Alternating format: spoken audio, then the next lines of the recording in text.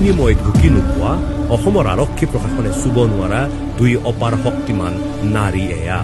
ৰজাক যিয়ে আঙুলিৰ ইচাৰাত নচুৱাব পাৰে মিডিয়াক যি এটা ধমকিত পিছুৱাবলৈ বাধ্য কৰিব পাৰে মন গলেই যিয়ে অসমৰ যিকোনো সম্পত্তি হস্তগত কৰিব পাৰে স্বামী বন্ধ কোঠৰীত থাকিলেও যি অত্যাচাৰে গগন ফালিব পাৰে কি অপাৰ মহিমাৰ গৰাকী নহবনে তেওঁ কোন এই দুই ৰহস্যময়ী নাৰী কাক সন্মুখত ৰাখি অসমৰ গ্ৰেণ্ড মাষ্টাৰে তিল তিলকৈ অসমখন ৰাখি গৈছে বন্ধকত কাক সুৰক্ষা দিবলৈ গৈ গ্ৰেণ্ড মাষ্টাৰে আমাৰ আপোন জুবিন গাৰ্গৰ হত্যাৰ তদন্তত লগাইছে নিত্য নতুন ৰহণ লৈ আহিছো সেই গ্ৰেণ্ড মাষ্টাৰৰ আন এক কুটিল কাহিনীৰ পঞ্চম খণ্ড the death games of Zubeen Garg জুবিনৰ দেশতেই এক ৰজা আছিল স্বঘোষিত ৰজা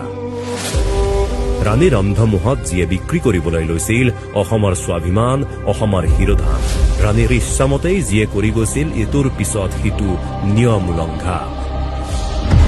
ৰাণীৰ হাতত তুলি দিছিল অসমৰ প্ৰতিটো অমূল্য সম্পদ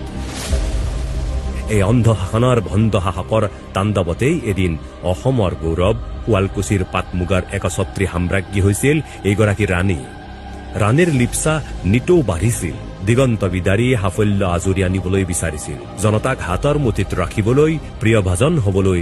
জুবিন নামৰ অগ্নিশিখাক বান্ধিবলৈ বিচাৰিছিল এই অহেতুক অভিপ্সা পূৰণ কৰাৰ পথতে এদিন মহাশূন্যত বিলীন হৈ গৈছিল সেই অগ্নিশিখা the golden threads of Assam এই অভিশপ্ত দিনটোত হেনো ৰাণীৰ সেই সপোন পূৰণৰ জখলাডালে উদ্দাম সংগীতৰ তালে তালে পৰিৱেশন কৰি আছিল ফেশ্বন শ্ব' কাষে কাষে আছিল আন এক ৰহস্যময়ী নাৰী কাপোৰ বেপাৰী অনিতা মহন্ত এই গ্ৰেণ্ড মাষ্টাৰৰ হান্তাৰৰ কোবত জঁপিয়াই ফুৰা শ্যামকানু মহন্তৰ জানে মন এই কাপোৰ বেপাৰীৰ সৈতেই ৰাণীৰ কাপোৰৰ বেপাৰ ইটছ বিজনেছ বুজা নাই ইটছ বিজনেছ জুবিন গাৰ্গৰ প্ৰাণহীন শৰীৰটোৰ কাষে কাষে সিদিনা ছিংগাপুৰত ঘূৰি ফুৰা মহিলাগৰাকীয়েই সেইগৰাকী ৰহস্যময়ী বেপাৰী অনিতা মহন্ত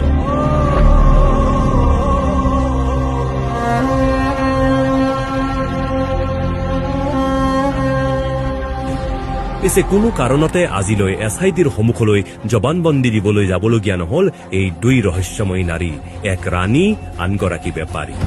ছিংগাপুৰত অভিশপ্ত দিনটোত উপস্থিত থকা সত্ত্বেও কি এনে এক অদৃশ্য শক্তিয়ে এই দুই নাৰীক সুৰক্ষা দিলে বিগত ৩টা মাহে গ্ৰেণ্ড মাষ্টাৰ হিমন্ত বিশ্ব শৰ্মাৰ গৃহ বিভাগে প্ৰশ্ন এটা কৰিবলৈও সাহস নকৰিলে এই দুই নাৰীক অন্যতম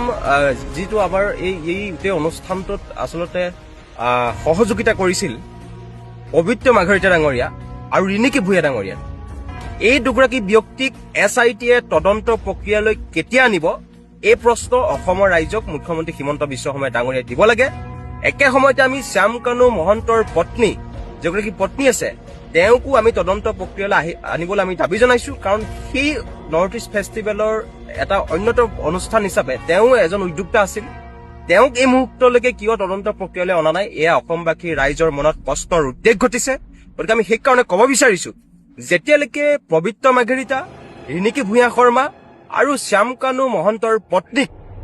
এছআইটিয়ে তদন্ত প্ৰক্ৰিয়াৰ মাজলৈ নানিব তেতিয়ালৈকে তদন্ত প্ৰক্ৰিয়া আধৰুৱা হৈ ৰব সেইকাৰণে আমি এইসকল ব্যক্তিক শীঘ্ৰে তদন্ত প্ৰক্ৰিয়ালৈ আনিবৰ কাৰণে দাবী উত্থাপন কৰিছো আৰু যদিহে পবিত্ৰ মাৰ্ঘাৰিটা ৰিণিকী ভূঞা শৰ্মা আৰু শ্যামকানু মহন্তৰ পত্নীক যদি তদন্ত প্ৰক্ৰিয়ালৈ নানে তেন্তে জানিম যে তদন্ত প্ৰক্ৰিয়াৰ নামত সম্পূৰ্ণ ভেকু ভাওনা হৈছে নৰ্থ ইষ্ট ইণ্ডিয়া ফেষ্টিভেল ইণ্ডিয়াৰ লগত জড়িত ফেশ্বন শ্ব'ৰ লগত জড়িত মানে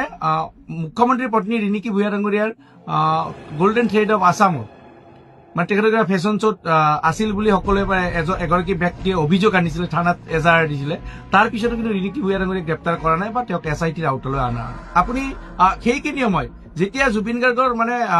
হত্যা হোৱা বুলি কৈছিলে সেইখিনি সময়তো শ্যামকানু মহন্তৰ পত্নীও তাত আছিলে ছিংগাপুৰত আছিলে কাৰণ যিদিনা ৰাতিপুৱা নেক্সট দিনা ৰাতিপুৱা যেতিয়া জুবিন গাৰ্গক নশ্বৰতে ছিংগাপুৰৰ হস্পিটেলখনৰ পৰা অনা হৈছিলে সেই ভিডিঅ'ত কিন্তু শ্যামকানু মহন্তৰ লগত শ্যামকানু পত্নীক দেখা বুলি সকলোৱে কৈ আছে যদি শ্যামকানু ডাঙৰীয়াৰ পত্নী তাত আছিলে তেতিয়াহ'লে তেওঁক কিয় এতিয়ালৈকে গ্ৰেপ্তাৰ কৰা হোৱা নাই তেওঁক কিয় তদন্তৰ আওতালৈ অহা নাই তেওঁক কিয় মানে মুকলি আকাৰৰ তলত থাকিব দিয়া হৈছে কেৱল সেয়াই নে হিমন্ত বিশ্ব শৰ্মা নেতৃত্বাধীন চৰকাৰখনে ফাণ্ডিং কৰি আহিছে নৰ্থ ইষ্ট ফেষ্টিভেলক কাৰ্যত তেওঁৰ ঘনিষ্ঠ কোনো লোকেই এই জুবিন হত্যাৰ তদন্তৰ আওতালৈ আহিবলগীয়া নহল এনেদৰেই চলি থাকিল তদন্ত দাখিল হল চাৰ্জশ্বীট কিছুদিন পিছতেই ঘোষণা হ'ব নিৰ্বাচনী অধিসূচনা